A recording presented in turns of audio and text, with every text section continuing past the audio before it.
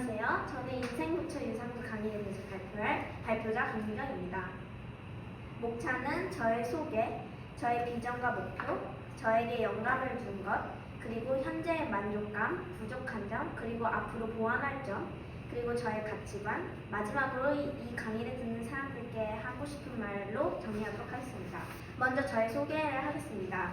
저는 32살 노벨의학상을 수상했고 세계의학 기술을 발전했으며 현재는 세브란스 의학 연구가 과장이자 신경외과 교수를 맡고 있는 강규윤이라고 합니다. 그럼 저희 인생 타임라인 한번 같이 살펴보실게요. 먼저 저는 2014년에 출생을 하였고요. 2025년에 저는 본격적으로 의사로 진로를 결정하게 됩니다. 그리고 2034년에 서울대 신경학과를 수석 입학하였고 2045년 서울대 신경학과를 수석 졸업하고 박사학위까지 수료했습니다. 그리고 2046년에는 세브란스 신경학과 교수로 취임이 되었고 2047년에는 NCOP, 뇌세포와 혈관이 더 잘 협력하도록 돕는 이 치료법을 개발해서 이제 노벨의학상을 수상하게 됩니다. 그리고 2048년 현재에는 세브란스 의학연구원이자 세브란스 이사장을 맡고 있습니다. 그러면 일단 의학이 왜 중요하냐라고 하시는 분들이 많은데요. 그러면 의학이 중요한 이유에 대해서 살펴보도록 하겠습니다. 일단 첫 번째는 질병 원인 규명과 질병을 치료하는 기술 발전입니다. 의학은 단순히 병을 고치는 것이 아닌 그 의학 기술로 질병을 연구하는 것입니다. 그리고 두 번째는 예방의학과 공중보건의 역할인데요. 백신은 인체의 면역체계를 활성화해서 항체를 생성하게 합니다. 그래서 질병을 치료할 수 있는 면역 항체를 통해서 사회의 안정을 돕는 역할을 하고 있습니다. 그리고 세 번째는 기대 수명 증가와 삶의 질 향상입니다. 항생제 개발, 수술 기술 발전, 그리고 만성질환 치료법을 통해서 이 시스템 덕분에 인류의 평화가 찾아올 수 있도록 하고 평균 기대 수명이 크게 늘었습니다. 또한 단순히 오래 사는 것이 아니라 이 삶의 질을 향상시키는 것이 의학의 진정한 목표라고 볼 수도 있습니다. 그리고 네 번째는 인체 구조와 기술에 대해 과학적 이해를 하는 것인데요. 세포 수준의 분자생물학, 유전학 연구를 통해서 이 과학적으로 의학과 질병을 볼 수 있도록 노력하고 있습니다. 그리고 응급의학과 생명유지 기술도 있습니다. 외상, 심정지, 뇌출혈 같은 이런 응급 상황에서는 CPR, 심폐소생술이죠. 그리고 인공호흡기, 그리고 중환자 치료 등을 통해서 생명을 유지합니다. 그리고 마지막 여섯 번째는 정신질환, 그리고 뇌과학의 발전인데요. 의학은 신체 질환뿐이 아니라 정신질환도 다룹니다. 우울증, 조현병, 불안장애 같은 것들은 이제 뇌신경 전달물질과 관련이 있는데요. 그래서 정신의학은 약물치료와 심리치료 두 개를 동시에 병행을 합니다. 그럼 저의 비전과 목표를 살펴보도록 하겠습니다. 저의 목표는 이제 사람들이 더 이상 아프지 않고 행복한 일생을 사는 것입니다. 또한 가난한 사람들이 이제 무료로 잘 치료를 받을 수 있게 하는 것이 저의 목표입니다. 그리고 저희 비전은 사람의 생명을 보호하고 건강한 사회를 만드는 미래의 모습이 저의 비전이라고 할 수 있습니다. 저의 롤모델은 아주 유명한 스티브 잡스인데요. 창의적인 생각으로 사람들에게 다가가고 친근한 모습, 그리고 상상력, 또한 그거를 상상력을 실천으로 만드는 모습 때문에 저의 롤모델이 되었습니다. 스티브 잡스는 애플의 전 CEO이자 창업자인데요. 회사를 세우겠다는 확고한 마음을 가지고 있었고 친근함, 창의적인 생각들로 저의 롤모델이 되기도 하였습니다. 스티브 잡스의 명언 중에 이런 명언이 있습니다. Stay hungry, stay foolish. 항상 갈망하고 우직하게 나아가라. 저는 이 명언을 보고 감동을 받아 스티브 잡스가 저의 롤모델이 될 수 있는 계기가 되었습니다. 저의 책은 헬렌 켈러 자서전이란 책입니다. 이 책은 헬렌 켈러에 대한 책인데요. 이 이야기를 보고 장애인들과 가난한 사람들에게 내가 치료를 해줘야 되구나라는 생각을 하게 되었습니다. 이 헬렌 켈러 자서전은 시각장애인의 삶, 그리고 장애인이 직접 써서 더 생생했고요. 그리고 불공정한 대우를 비판하기도 했습니다. 그래서 정리를 하자면 제가 영향을 받은 것은 제 롤모델 스티브 잡스에서는 창의성, 대중들에게 친근한 이미지, 그리고 실천력을 영향을 받았고요. 그리고 헬렌 켈러 슈타이너 자서전은 장애인에 대한 생각, 그리고 장애인과 가난한 사람들은 내가 도와야겠다라는 마음을 갖게 해줬습니다. 또한 의학 발전에 대한 생각을 더 많이 하게 해준 계기가 되었습니다. 그리고 현재의 만족감, 부족한 점, 보완할 점에 대해서 알려드리도록 하겠습니다. 제가 생각하기에 지금 저의 만족감은 노벨 의학상을 수상하고 그리고 새로운 의학 기술을 개발한 게 저의 지금 만족감 같습니다. 또한 지금 근데 제가 부족한 점이라고 느끼는 것은 일을 너무 많이 하다 보니 제 자신을 못 다룬 것 같아요. 그게 저의 부족한 점이라고 느끼는 것 같고요. 앞으로 바라는 점은 이제 세계 의료진들과 함께해서 공동체 사회를 만드는 것입니다. 세부 계획으로는 세계의학 발전 기구를 설립하고 모두가 이용 가능한 의학 기술을 만드는 것이 저의 목표입니다. 그러면 저의 가치관을 한번 살펴보도록 하겠습니다. 제 가치관은 미래를 만드는 것은 내가 미래를 만드는 것이다 이라는 것이 저의 가치관인데요. 미래를 예측 후에 실현되게 노력을 하면 미래 세계의 창조자가 될 수 있다라는 것이 저의 가치관이라고 볼 수 있습니다.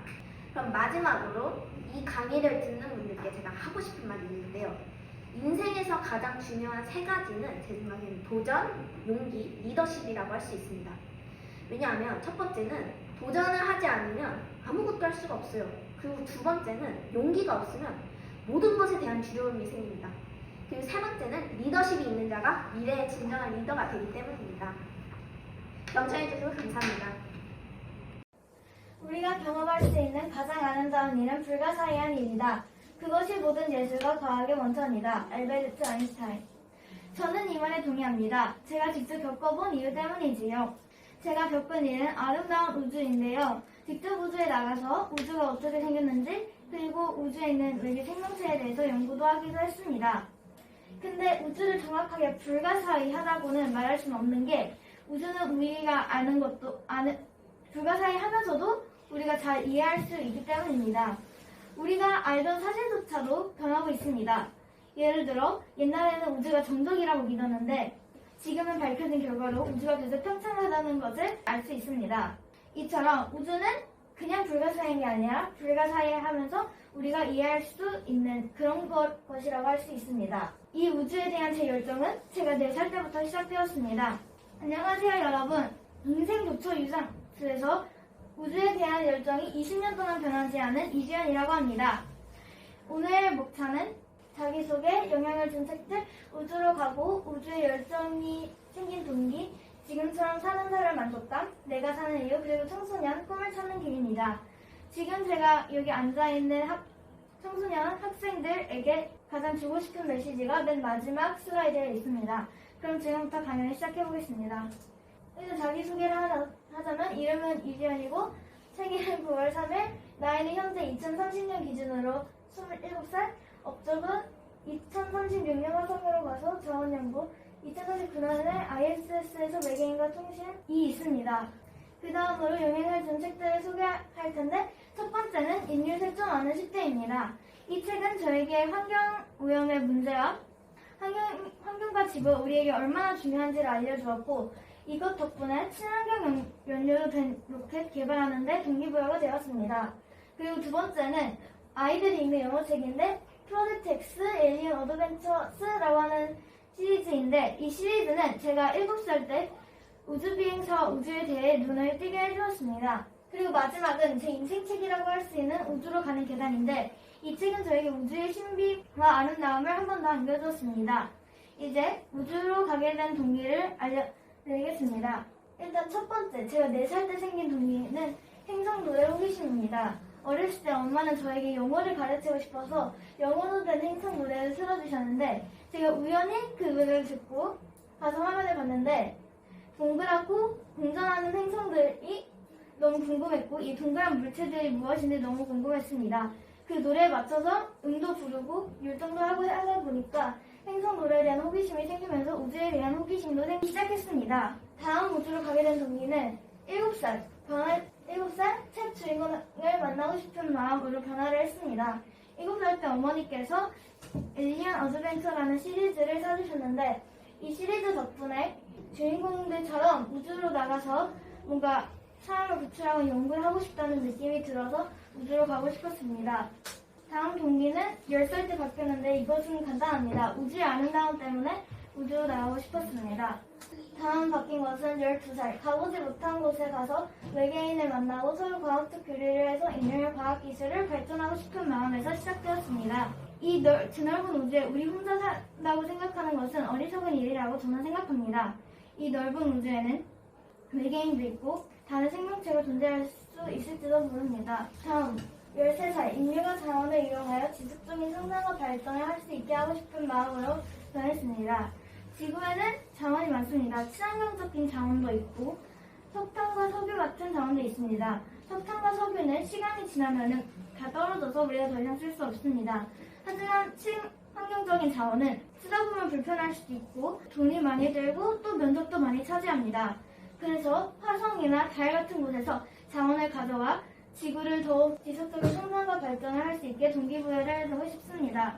지금처럼 사는 삶의 만족감은 첫 번째, 내가 좋아하는 주제, 우주에 대해서 공부할 수 있고 두 번째, 인류의 발전에 작지만 힘이 되는 도움을 줄 수 있고 세 번째, 외계 생명체와 소통하면서 우주관계를 꾸려나갈 수 있고 네 번째, 일을 하면서 행복한 생각이 들고 다섯 번째, 먼 우주에 있어도 가족들과 영상통화를 하면서 연락할 수 있습니다.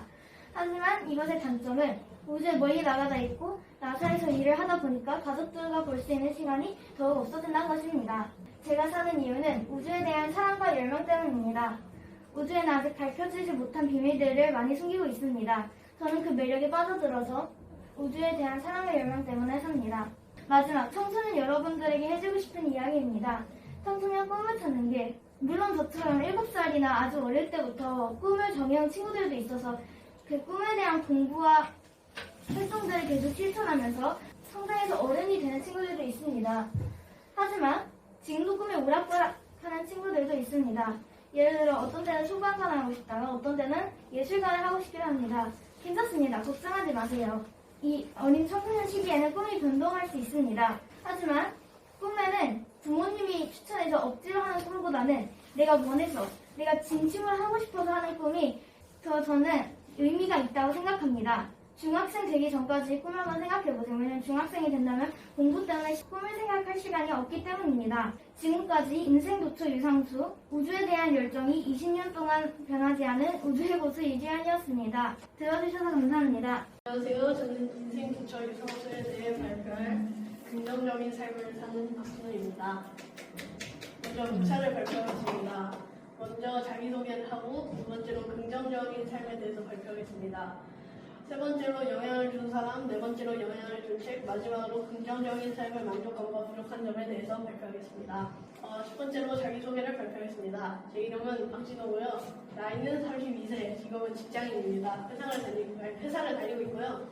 저의 특징이자 이 강연의 주제는 긍정적인 삶입니다.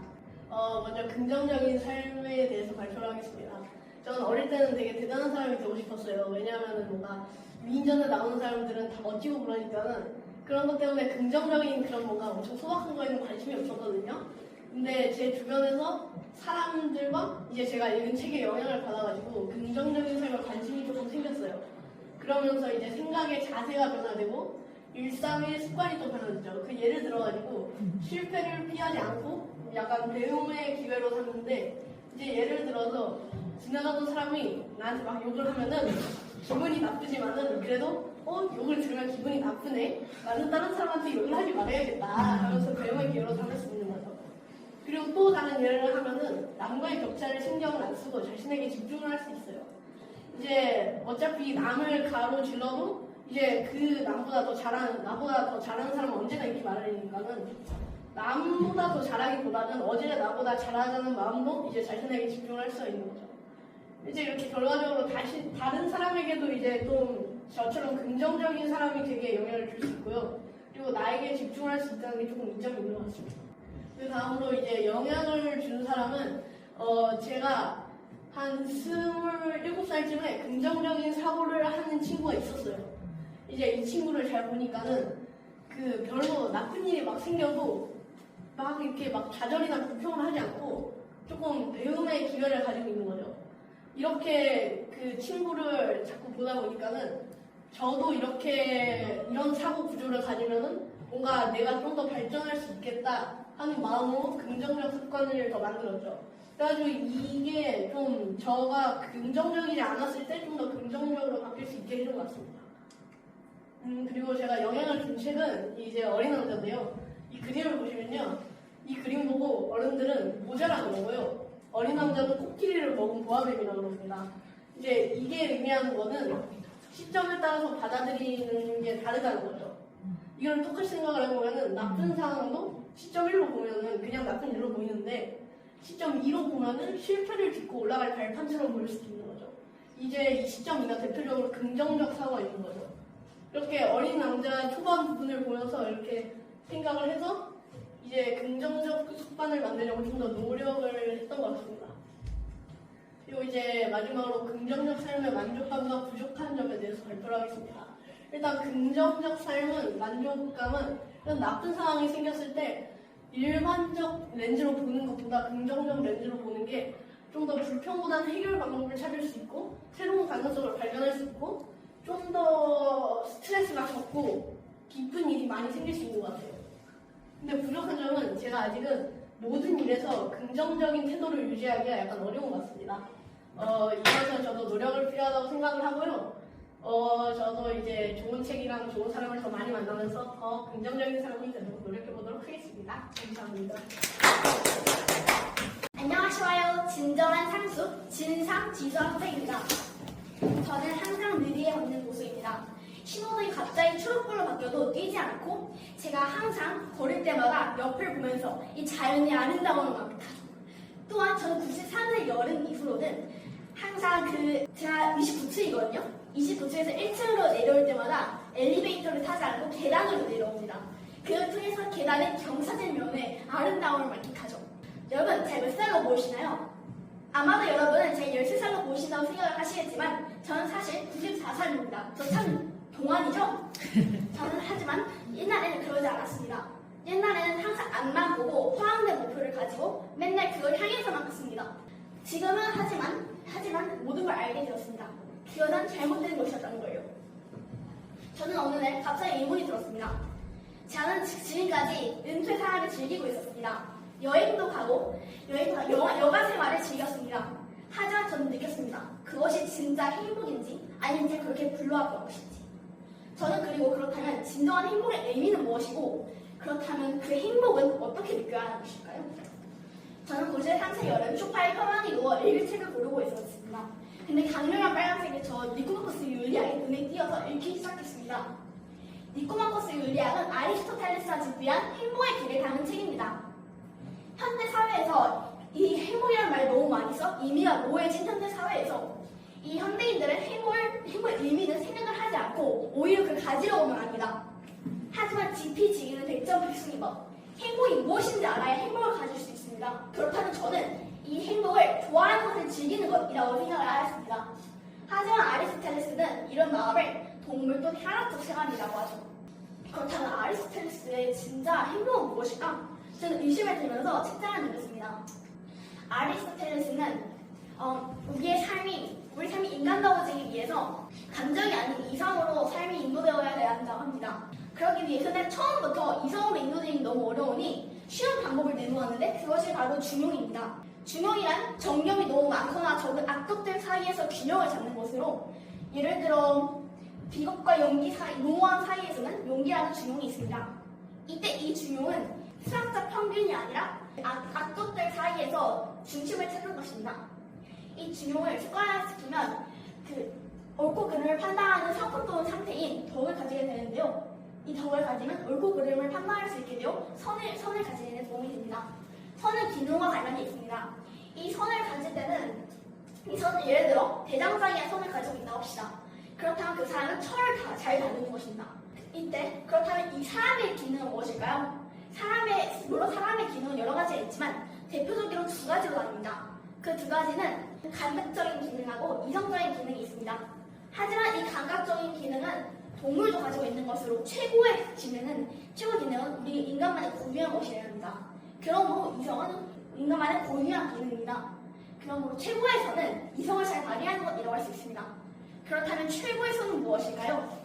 그래서 대화 속에서 쉽게 알아낼 수 있습니다. 지금 제가 여러분에게 여러분의 인생의 목표가 무엇인가요? 라고 물어보면 여러분은 아마도 돈을 많이 버는 것이 라고 답을 하실 거예요. 그렇다면 돈을 왜 많이 벌고 싶나요? 그럼 여러분은 아마도 호화롭게 그리고 행복하게 살기 위해서라고 하십니다. 그럼 저는 왜 행복해지고 싶나요? 라고 물을게요. 여러분은 뭐라고 답하실 건가요? 많은 사람들은 이 질문에 답하실 수 없을 것입니다. 그러므로 행복은 최고의 선이라고 할 수 있습니다. 근데 최고의 선은 그 이성을 잘 발휘하는 것이고, 이성을 잘 발휘하기 위해서는 옳고 그름을 판단해야 되는데 그것이 바로 덕이고, 덕은 중요한 습관들이면 생깁니다. 하지만 저는 이걸 보고 의심감이 들었습니다. 저는 책을 통해서 가슴적으로 만난 인물이 모모라는 사람이 있습니다. 모모는 순수한 어린이입니다. 이성을 쓰지 않아도 모든 순간에 행복을 느낍니다.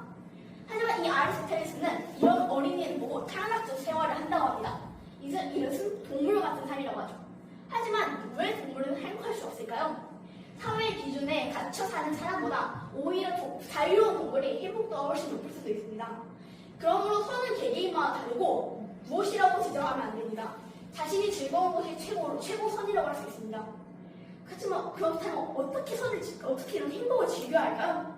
저는 모모라는 책을 통해서 알게 되었습니다. 모모는 시간의 인식성을 다루는 책입니다. 이 모모에서의 시간은 삶이고 이 삶은 마음속에 깃들여져 있죠. 그러므로 한순간 삶이고 즐겁게 보내야 합니다. 하지만 이런 시간을 우리 현대인들은 절약하면서 보내고 있습니다. 사람들은 빠듯한 시간들을 통해서 성공, 명예, 부를 얻으려고 합니다. 하지만 옆에 있는 작은 행복들을 발견하지 못하죠.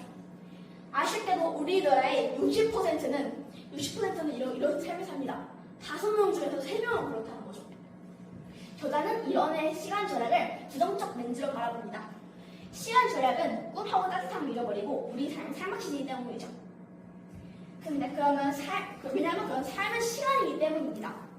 시간을 절약하면 삶을 절약하게 되는 건데, 삶을 절약하게 된다는 것은 여러 가지 행복을 무시하고 즐기지 못하고 삶을 넘어간다는 뜻이죠. 저는 그래서 이 책을 읽고 나서 제 인생은 축복받은 인생이라고 생각하게 되었습니다. 지금 제가 학원에 있고 많은 밥을 먹고 왔습니다. 또한 여러분은 매우 축복받았습니다. 제 강의를 들을 수 있기 때문이죠. 예를 들어 그렇게 여러 가지 저한테는 감사할 일들이 많습니다. 전 이 책을 읽고 나서 삶을 행운처럼 느꼈습니다. 그래서 긍정적인 마음 상태를 유지할 수 있게 되었죠. 전 그 후부터 전 이런 긍정적인 마음 상태가 좋았습니다. 전 그 후부터 느리게 걷기 시작했습니다. 이렇게 느리게 걸으면서 이 모든 것들의 가치를 누려봤죠. 여러분, 혹시 행복하고 싶으신가요? 그러면 들어보세요. 이 책상이 잘 만들어져 있네요. 모두 행복입니다. 이 사물에는 모두 가치가 있고 여러분도 마찬가지죠. 감사합니다. 안녕하십니까 여러분. 저는 오늘 여러분 앞에서 인생 도처 유상수라는 주제로 강의를 하게 된 한수연이라고 합니다. 여러분, 혹시 요즘 뉴스에서 대한민국의 자부심인 한수연 아나운서가 뉴욕에서 세계적으로 유명한 아나운서가 되어 일론 머스크와 토크쇼도 진행하고 노벨문학상도 수상받았다는 사실을 알고 계시나요?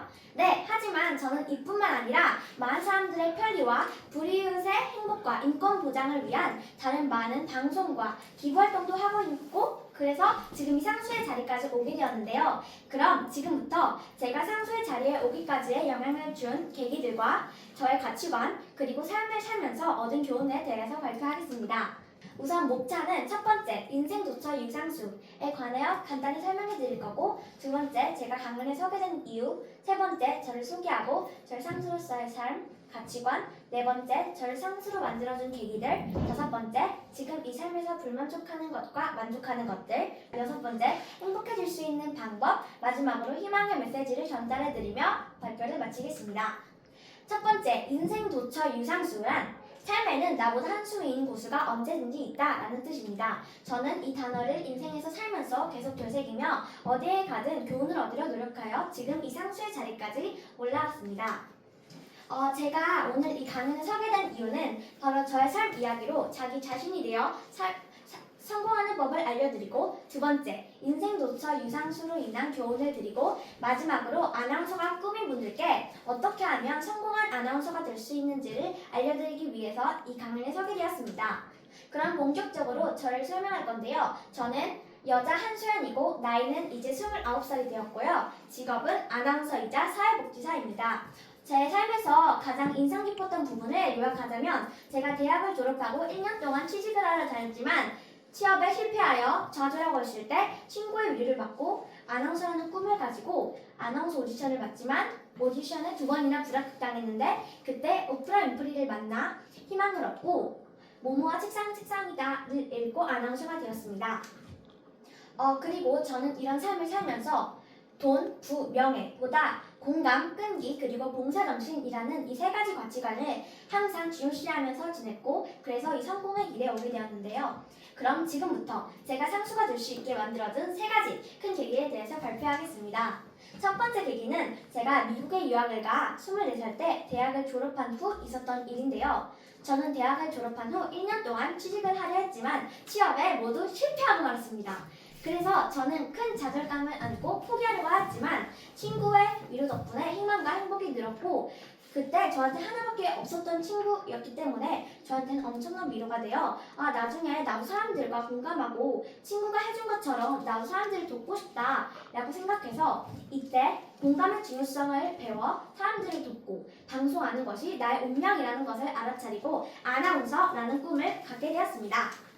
두 번째 계기는 제가 아나운서라는 꿈을 갖고 있었던 일인데요. 제가 아나운서라는 꿈을 갖고 아나운서 오디션을 봤지만 2번이나 불합격당했습니다. 저는 그때 다시 한번 엄청난 좌절감에 꽂았는데요.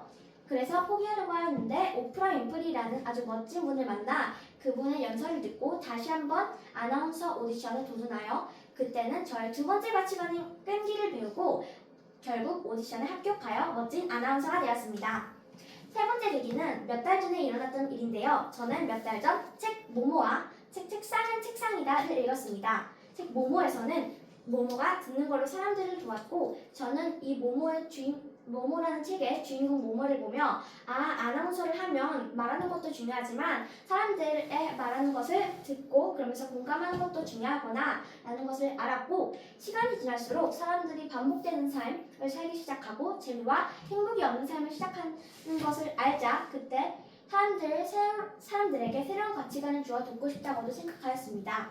두 번째, 책상은 책상이다 라는 책에서는 인터넷 사회의 문제점을 잘 나타내주고 있는데요. 예를 들어 거기에서 나오는 주인공들은 의사소통도 되지 않고 사회와 고립되고 꿈도 잃은 사람들이었습니다. 그래서 결론적으로 저는 사회봉사에 지원하였고 사회 문제에 대한 방송을 더 많이 하기로 결심하였습니다. 제가 여태껏 살았던 삶에서 만족하는 것은 제가 만난 사람들은 슬픔이 줄어들고 도전할 수 있는 용기가 늘어났다는 것이고요. 또한 사람들에게 삶을 바라보는 새로운 시각을 알려줘서 뿌듯하고 지금 이 순간에 강의를 하는 것도 봉사의 기쁨을 깨달은 것도 아주 만족합니다. 하지만 저의 삶에서 불만족하는 것은 인터넷 사회의 사람들은 도전을 하려 하지 않고 실패를 두려워하고 결과만 중요시하여 예를 들어 모모라는 책에 나온 사람들처럼 결과만 중요시하여 행복을 모른다는 것이고 오직 관심받는 것에 집중하기 때문에 이런 것에 불만족합니다. 또한 자살하는 사람의 수가 많고 더 최악인 것은 저희 나라는 OECD 자살률 세계 1위라는 것입니다. 하지만 저는 이런 불만족한 것들을 행복하게 만들 수 있는 방법을 찾았는데요. 바로 행복을 찾는 것이 아니라 만드는 것이라고 아주 간단하게 생각하여 자신이 가진 모든 것을 당연하게 생각하지 않고 감사하게 생각하는 것입니다. 또한 저는 제가 진짜 행복하고 싶을 때 남도 행복하게 해줘서 상대방과 저 둘 다 행복할 수 있어 더욱더 행복하게 만드는 방법을 저는 사용하고 있습니다. 마지막으로는 제가 지 브룩스라는 분께서 만든 젊은 이들에게 구함, 앞으로 전진하는 이들에게 구함을 이라는 시의 마지막 구절에 대해 살짝 간단히 얘기해 볼 건데요. 그 시의 마지막 구절에는 결과를 위하여 살지 말라, 과정을 위하여 살라 라는 구절이 있는데요. 저는 이 시를 읽고 지금 이 순간을 즐겨야 하고 삶은 그러기에 가치가 있구나 라고 생각하였습니다. 또한 행복은 가까이에 있다는 것을 알고 실패하더라도 실패를 바탕으로 나아가야겠구나 라는 것을 알아차렸습니다. 그리고 이런 교훈을 바탕으로 제가 내린 결론은 실패를 두려워하지 말고 모든 것을 끝까지 도전하고 항상 모든 것을 감사하게 생각하자 또한 행복한 삶을 살자입니다. 이상으로 한수연이었습니다. 감사합니다. 안녕하세요. 저는 오늘 인생도처 유성수 수의사의 삶과 노력이라는 주제로 강연을 오게 된 김유리 수의사입니다. 인생도처 유상수에 대해 간단히 설명해 드리자면 인생의 발걸음이 닿는 곳 어디에나 나보다 한 수 위인 고수가 있다는 뜻입니다. 저는 오늘 제가 이런 수의사가 되는 데까지에 겪은 인생도처 유산수에 대해 강연을 하기 위해 이 자리에 쓰게 되었는데요. 그럼 본격적으로 발표를 시작하겠습니다. 목차로는 첫 번째는 현재 저의 모습과 업적에 대해서 더 자세히 알려드리고 제가 오늘 이 자리에 쓴 이유 그리고 수의사가 되는데 영향을 준 것들에 대해 발표하겠습니다. 또한 그 다음으로는 상수로서의 삶 그리고 제가 수의사를 일하면서 가지게 된 저의 가치관 그리고 동물들이 현재 겪고 있는 문제와 마지막으로 결과로 발표를 끝마치겠습니다. 저에 대해서 조금 더 자세히 알려드리자면 저는 현재 다사롱 동물병원에서 근무하고 있는 수의사로 올해 34살이 되었습니다. 저는 큰 부상을 입은 동물들이 급히 오고 있는 응급실에 담당하고 있고요. 다쳤거나 장애가 있는 동물들을 치료하고 돌보고 있습니다. 저는 동물들의 건강과 마음에 관한 책을 출판하기도 했고요. 아팠던 동물들이 점점 나아가는 모습을 보면서 보람을 느끼고 있습니다. 저는 어릴 때부터 여러 반려동물들을 키워서 자연스럽게 동물을 접할 경험이 많아졌고 그 결과 수의사의 꿈을 가지게 되었습니다. 제가 오늘 이 자리에 강연을 하게 된 이유는 수의사나 동물들에게 관심이 있거나 수의사가 되는 꿈을 가진 사람들에게 여러 정보와 수의사가 어떤 직업인지 알리기 위해 이 자리에 쓰게 되었습니다. 또한 수의사나 동물들에게 딱히 관심이 없는 사람들에게도 오늘 저의 발표로 새로운 생각이 싹트기 바라는 마음으로 이 자리에 쓰게 되었습니다. 저는 이런 수의사가 되는데 여러 영향을 받았는데요. 저에게 영향을 준 것들에는 크게 3가지가 있는데요. 첫 번째는 제인고달, 두 번째는 책 긴긴밤, 그리고 마지막 3번째는 저의 반려동물들입니다. 제인고달님은 영국의 동물 행동학자이자 환경운동가였는데요. 그녀는 난폭했던 침팬지들을 끈기 있게 관찰해 여러 사실들을 알리고 우정을 쌓기도 했습니다. 또한 그녀는 동물들을 존중하고 보호하기도 했지요. 저는 제인고달을 알게 되면서 제인고달처럼 저와 동물들 간의 관계를 생각해보게 되었고 동물들에게 관심을 가지게 되었습니다. 그래서 제인고달님은 제가 동물에 관한 직업을 생각하게 해주었습니다.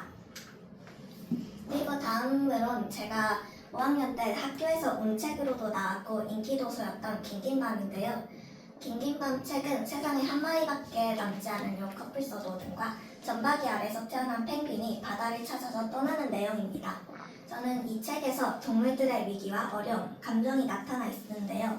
저는 이 책을 읽으면서 뿔이 이렇게 잘리고 결국 죽은 노드를 보면서 제가 동물들을 직접 보호하고 치료하고 싶다고 생각하게 되었습니다. 저는 긴긴밤을 읽으면서 제가 수의사에 대해 고민해보기 시작하였습니다. 또한 저의 반려동물들은 제가 수의사가 되는데 결정적 계기였는데요. 어느 날 제가 오랫동안 키우던 햄스터와 고양이가 죽은 사건이 일어났습니다. 그 사건은 저에게 우울감을 불러일으켰는데요. 저는 그 사건으로 인해서 제가 직접 제 소중한 동물들을 지키고 싶다고 생각하게 되었고 그 결과 수의사가 되기로 결심했습니다. 이렇게 저의 반려동물들은 제가 수의사가 된 결정적 계기라고 할 수 있습니다. 저는 이런 수의사로 일하면서 제가 일하고 있는 응급실에는 치명상을 입은 동물들이 계속 들어오고 뱀, 사자, 하마 등의 치료하기 어려운 동물들도 많습니다. 그러나 저는 그 상황 속에서 여러 동물들을 치료할 수 있는 점, 누군가의 소중한 존재를 지킬 수 있는 점에서 만족감을 느끼고 있습니다. 또한 제가 치료한 동물들의 보호자의 진심 어린 감사는 저에게 또한 큰 힘을 주고 있습니다.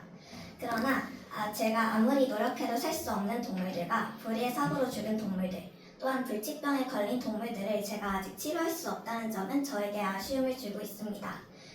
저는 이런 수의사로 일하면서 가지게 된 하나의 가치관이 있는데요. 그 가치관은 모든 생명의 다양성을 존중하고 최선의 판단을 하자라는 말입니다. 제가 이 말을 가치관으로 삼은 이유는 이 세상에는 아주 많은 종류의 동물들이 있는데요. 예를 들어서 강아지 안에도 포메라니안, 치와와, 불도기 같이 많은 종류의 동물이 있습니다. 근데 그 동물들은 다 성격이랑 그런 게 다 다르다 보니까 치료 방식이 조금씩 다 다른데요. 그 상황에서 동물들을 존중하지 않고 조금이라도 잘못된 선택을 하면 그 동물의 생명이 사라질 수 있습니다. 저는 제가 치료할 동물들을 위해서 이 말을 제 가치관으로 삼게 되었습니다. 저는 제가 동물들을 치료할 때 아주 큰 부상을 입은 동물들을 볼 때 이 말을 떠올리면 제가 그 동물을 살릴 수 있다는 생각이 들곤 합니다. 그러나 아직 세상에는 동물들이 겪고 있는 많은 문제가 있는데요. 그 문제 중 좋은 예시 하나가 바로 유기동물입니다. 이 그래프를 보시면 매년 많은 동물들이 버려지고 이 집을 잃어버리고 있는데요. 저는 이런 문제를 예방하기 위해서 동물들을 키울 때는 강한 책임감을 가져야 한다고 생각합니다. 또한 야생동물들을 불법으로 사냥하고 거래하는 것도 아주 큰 문제인데요. 이렇게 계속 야생동물의 수가 줄어들면 자연스럽게 생태계가 파괴될 수도 있습니다. 저는 불법으로 사냥을 하면 벌을 늘려야 한다고 생각합니다. 그리고 동물 실험도 아주 큰 문제인데 매년 저희는 저에게 유용한 물건들을 만들려고 매년 많은 물질들을 개발하고 있는데요. 그 물질들을 아무런 실험도 거치지 않고 바로 저희에게 내보내면 저희에게 큰 문제가 생길 수도 있습니다. 그래서 저희가 먼저 그 물질을 실험하기 위해 선택한 존재가 바로 동물들인데요. 동물들은 이런 실험으로 인해서 많이 죽고 있습니다. 이렇게 매년 동물 실험에 희생된 동물의 수가 증가하고 있지요. 그리고 약의 부작용이 이 동물들에게 나타난다면 동물들의 고통들이 증가할 수가 있습니다. 수의사는 이렇게 여러 동물들을 만나서 의사소통을 하며 천천히 치료하는 멋진 직업입니다. 저는 앞으로도 동물들을 여러 치료하며 살 것입니다. 그러나 아까 설명했다시피 세상에는 동물들의 권리가 침해받는 사건이 많이 일어나고 있습니다. 저희가 무심코 한 행동이 동물에겐 상처가 될 수 있습니다. 저희는 동물들도 생각을 하고 아픔을 느낄 수 있습니다. 그러므로 저희는 동물을 아끼고 사랑해줘야 합니다. 감사합니다. 안녕하세요. 지금 이 자리에서 강연을 하게 된 최승채라고 합니다. 여러분은 모두 자신이 비범한 상수하는 것을 알고 있나요? 이 자리에 앉아계신 여러분을 비롯해 주변에서 쉽게 볼 수 있는 일반 사람들도 모두 비범한 상수이기 마련입니다. 오늘은 그 사실을 알리기 위해서 강연을 하게 되었습니다. 제 강연은 자기소개, 저에게 영향을 준 도서, 저의 가치관, 그리고 제가 상수사의 삶에서 느끼는 만족감과 아쉬움으로 진행할 예정입니다. 저는 현재 만 36세이며 나사에 소속되어서 우주농업 기술 연구하고 있는 우주식물학자입니다. 이 기술로 지구에서도 기후위기 대응에 도움이 되는 연구에도 적용할 계획을 하고 있습니다. 하지만 저는 원래 이런 큰 성과를 이룬 것은 아니었습니다. 어렸을 때부터 작은 노력을 조금씩 해와 이렇게 큰 성과를 이룬 것입니다. 따라서 여러분도 지금부터라도 조금씩 노력하면 언젠가 꼭 큰 성과를 이룰 수 있을 것입니다. 또한 저는 저의 걸음기에 저에게 영향을 준 도서가 있었습니다. 바로 마션이었어요. 마션은 미래 화성 탐사와 화성 여행과 관련된 SF 소설이에요. 줄거리는 한 식물학자이자 엔지니어인 주인공이 혼자 화성에 남겨지게 돼 화성에서의 생존 싸움을 담은 이야기입니다. 주인공은 화성에서 살아남기 위해서 물, 산소 등등 여러 문제와 맞닥뜨리는데 그중 하나가 식량 문제였어요. 그래서 주인공은 화성에서 식물을 기르면 된다는 해결책을 찾습니다. 저는 이 부분에서 영향을 받았어요. 오랫동안 한 작은 노력으로 우주에 나왔는데 식량 부족 문제로 임무를 실패하는 사람이 없기 위해서 우주식물학자가 돼 사람들에게 오랫동안 노력한 성과를 주고 싶었습니다. 또한 지구에서도 사람들이 좋은 성과를 얻을 수 있는 좋은 환경을 제공해주고 싶었습니다. 하지만 저 또한 평범한 사람이기에 힘든 때도 있었습니다. 그런 저를 계속 노력하게 도와준 것은 적토성산에 대한 믿음 덕분이었습니다. 적토성산은 흙이 쌓여 산을 이룬다는 뜻의 사자성어예요. 즉, 작은 녹이 쌓여 큰 성과를 이룬다는 뜻입니다. 지금까지 저가 이 믿음을 바탕으로 성장해온 것처럼 앞으로의 저도 지금 당장은 보잘것없어 보이는 작은 노력들이 언젠가는 큰 성과나 결과를 보여줄 거라는 생각을 갖고 있습니다. 저는 상수사의 삶에서 느끼는 만족감이 하나 있었습니다. 바로 우주 개발에 힘쓰면서 기후 대응에 대해서도 연구를 해 양쪽 모두에게 도움을 준다는 점입니다. 이것은 오랫동안 노력해온 결과라고 할 수 있습니다. 오랫동안 노력해와서 비범한 상수가 되었다는 것은 큰 만족감입니다. 또한 그 노력해와서 이룬 성과로 선한 영역을 펼쳐서 다른 사람들도 성과를 얻을 수 있게 도움을 준다는 것도 큰 만족감입니다. 하지만 저는 상수로서의 삶에서 만족감뿐만 아니라 아쉬움도 느낍니다. 저는 여분 같은 비범한 상수들에게 함께 같이 작은 노력을 계속하면 기후 대응에 큰 도움이 되고 큰 성과를 이룰 수 있다는 것을 말하면서 함께하고 싶은데 저는 연구실만 있는 시간이 많아서 아쉽습니다. 함께 작은 노력을 해야 정말로 큰 문제들을 해결할 수 있기 때문이에요. 하지만 자신이 아주 비범한 상수이고 아주 뛰어난 능력을 가졌다는 것을 모르는 사람들이 많습니다. 그 이유 때문에 현재 강연을 나왔고 앞으로도 강연을 많이 하고 있습니다. 따라서 여러분은 아주 비범한 상수입니다. 지금부터라도 조금씩 노력하면 언젠가 꼭 목표에서 삼은 것을 이루거나 아주 큰 성과를 얻을 수 있을 것입니다. 하지만 아무리 비범한 상수여도 언제나 겸허함과 겸손함을 잊지 말아야 하며 존중하는 마음으로 배우려는 자세를 갖추어야 합니다. 지금까지 제 스피치를 들어주셔서 감사합니다. 안녕하세요. 인생 도체 의상수라는 강연을 주제로 발명으로 새 미래를 만들다에 대해서 발표할 발명가 민세윤입니다. 목차는 다음과 같습니다. 먼저 이 주제인 인생 도체 의상수가 무엇인지 모르시는 분들도 있을 것 같아서 인생 도체 의상수에 대해서 소개를 하고 넘어가겠습니다. 인생 도체 의상수는 한자로 하면 다음과 같은데요. 인생 어디든 있다 상수가 라는 네 부분으로 나눌 수 있습니다. 이것들을 종합해보면 인생에 가는 곳 어디든 숨은 상수들이 있다는 것을 말한 메시지가 담긴 문장입니다. 그래서 저는 이 주제를 통해서 여러분께 저의 상수의 면을 가르쳐 드리려고 합니다. 그러므로 먼저 이 자리에 서게 된 저를 소개해 드리겠습니다. 저는 2014년에 태어난 42세인 대한민국의 발명자이자 과학자입니다. 저의 업적은 인류의 역사에 남을 큰 발명을 했다는 것이 있습니다. 저는 발명가로서 대표적인 발명을 딱 두 가지 했는데요. 먼저 첫 번째는 공기오염 정화 장치입니다.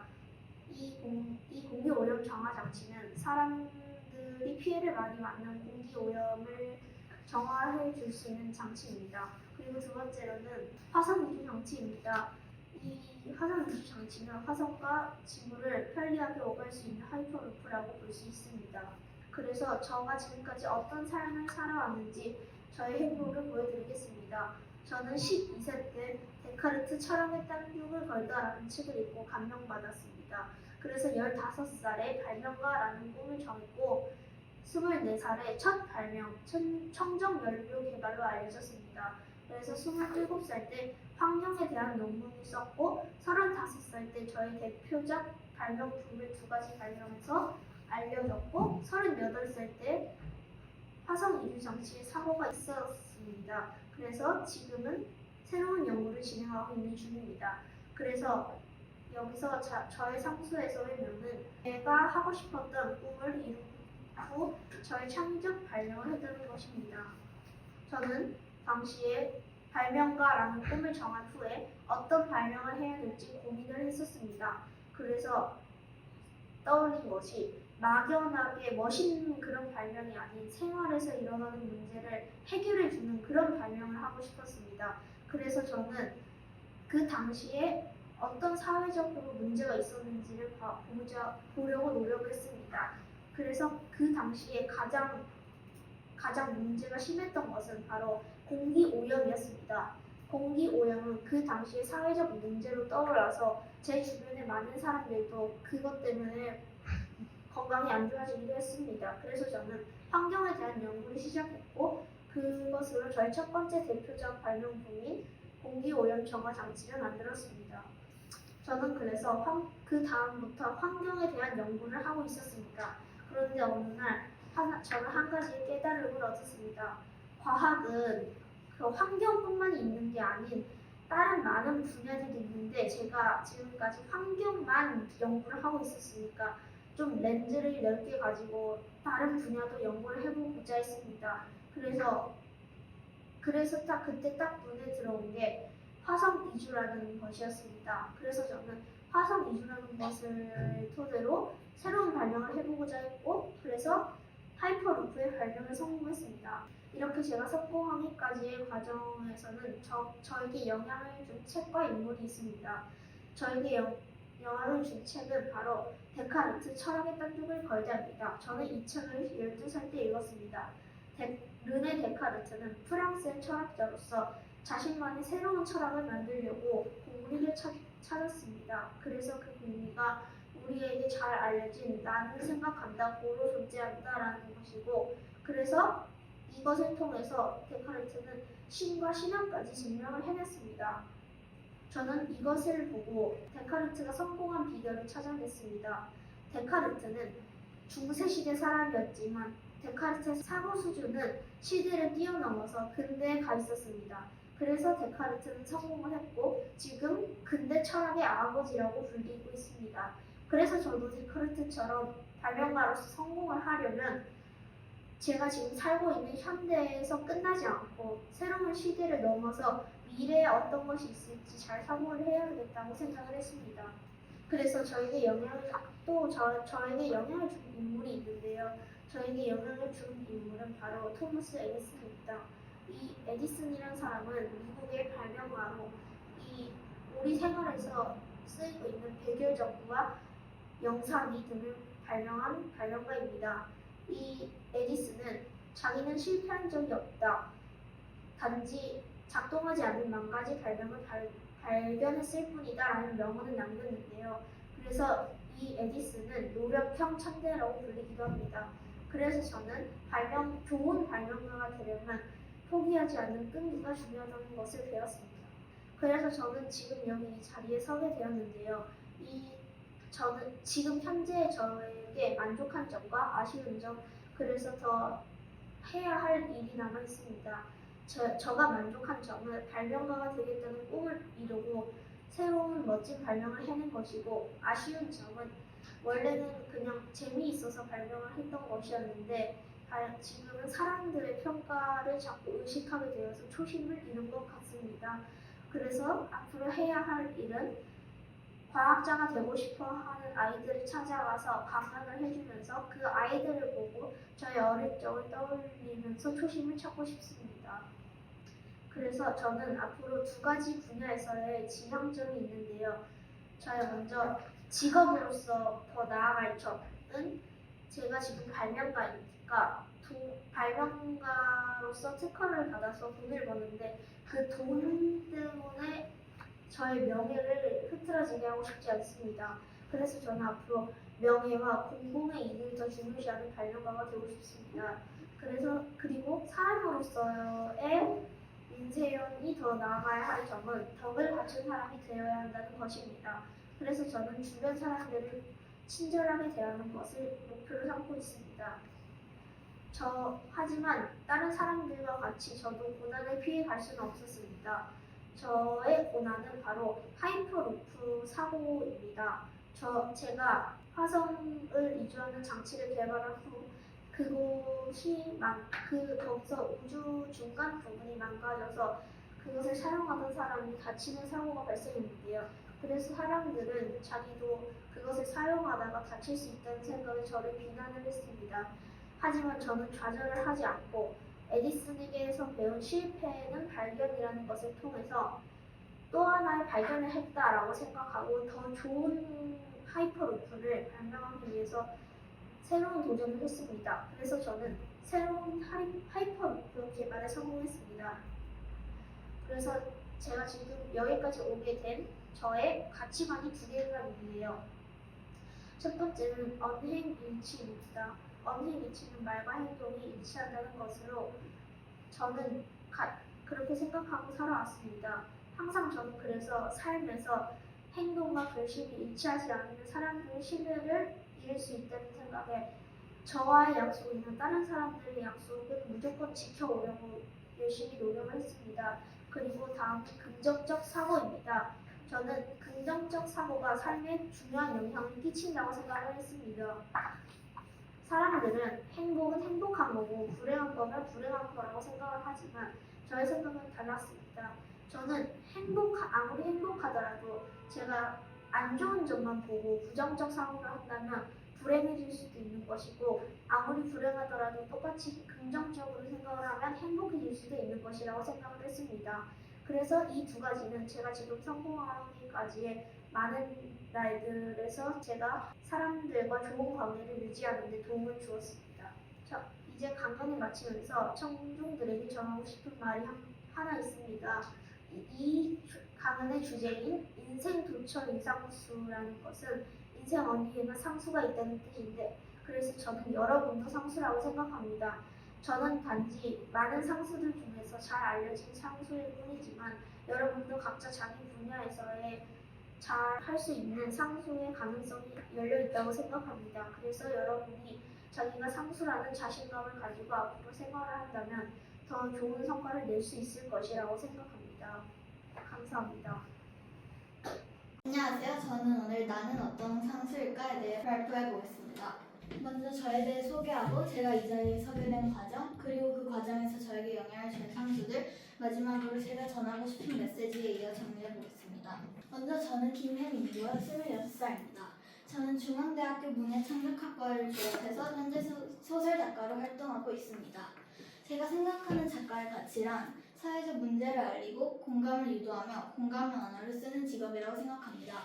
그 중에서도 소설 작가의 가치란 단순한 허구가 아닌 실질적인 문제와 해결 방안을 이야기로 보여준다는 것입니다.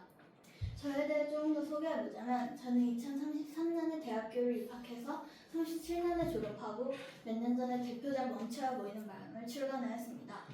아까 말했듯이 저는 공감하는 글을 쓰고 있습니다. 그 중에서도 전달 방식이 말도 여절도 아닌 글인 이유는 글이 생각할 시간을 주고 여러 번 다시 볼 수 있기 때문입니다. 저의 베스트셀러 멈추라 보이는 마음은 인간 즉 우리가 차별받는 이야기로 공감의 중요성을 보여줍니다. 제가 이렇게 된 계기는 TV에서 열심히 일해도 인종과 같은 이유로 정당한 임금을 받지 못하는 사례를 보았기 때문입니다. 이때 저는 타인 또는 타인이 속한 집단의 입장을 이해하게 되었습니다. 그리고 나에게 이런 일이 벌어졌다면 이라는 생각을 하게 되었습니다. 여기서 저의 대표작을 조금 더 소개해보자면 저의 대표작 소설은 지구가 오염되면 시작합니다. 지구가 오염되어 살 수 없는 환경이 되자 인간들은 외계인이 살고 있는 다른 행성에 이주하게 되는데요.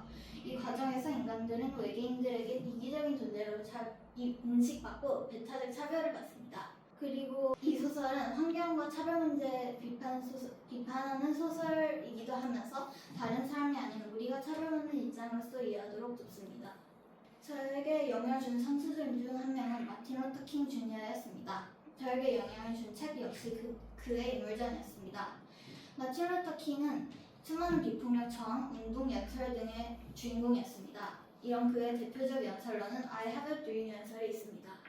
마틴 루터 킹은 비폭력 평화주의 렌즈를 가지고 문제가 사람의 됨됨이가 아닌 잘못된 교육과 환경이라고 주장하였습니다. 이런 마틴 루터 킹이 자라난 시대 배경은 링컨이 흑인 노예 해방 선언을 했음에도 불구하고 흑인과 백인 차별이 만연한 시대였습니다. 또한 마틴 루터 킹은 연설을 통해 한 번 더 생각하게 만들었습니다. 저에게는 사람을 진짜로 바꾸는 건 강한 말이 아닌 존중하고 공감하는 말이라는 깨달음을 주었습니다. 그리고 이런 마틴 루터 킹 뒤에도 아버지와 같은 수많은 상수가 있었습니다. 저에게 영향을 준 또 다른 책은 책사는 책상이다라는 단편집 소설이었습니다. 이 소설은 사회로부터 소외된 사람들의 이야기로 저자 피터 빅셀은 사회적으로 소외된 사람들과 공감하고 그들을 감싸주었습니다. 이 저자가 비판하고자 하던 시대 배경은 1960년대였는데요. 1960년대에서는 산업혁명으로 인해 사람들의 삶이 기계화되었고 그들은 소외되었습니다. 제가 이로써 전하고 싶은 메시지는 이것입니다. 저는 수많은 작은 상수들로 이루어진 존재입니다. 그리고 저도 누군가의 수많은 작은 상수들 중 하나가 되고 싶습니다. 그러기 위해서는 공감이 필요하다고 생각합니다. 또한 사회에는 노동과 환경, 교육 문제 등이 넘쳐납니다. 이들을 모두 해결하기 위해서는 상대방의 처지에서 생각할 수 있는 공감이라는 역량이 필요합니다. 결국 저는 작가라는 직업은 공감을 통해 세상과 연결되는 글을 창조한다고 할 수 있습니다. 마지막으로 마무리해 보겠습니다. 요즘은 지구촌 시대로서 여러 가지 문제가 발생하기도 하는데요. 그 대표적인 문제로는 노동자 인권 문제, 소통 단절 문제, 그리고 인종차별 문제, 문화적 갈등 문제 등이 있습니다. 이들을 모두 해결하기 위한 시작은 공감입니다. 결국 서로를 나처럼 이해할 때 해결은 비로소 시작됩니다. 감사합니다.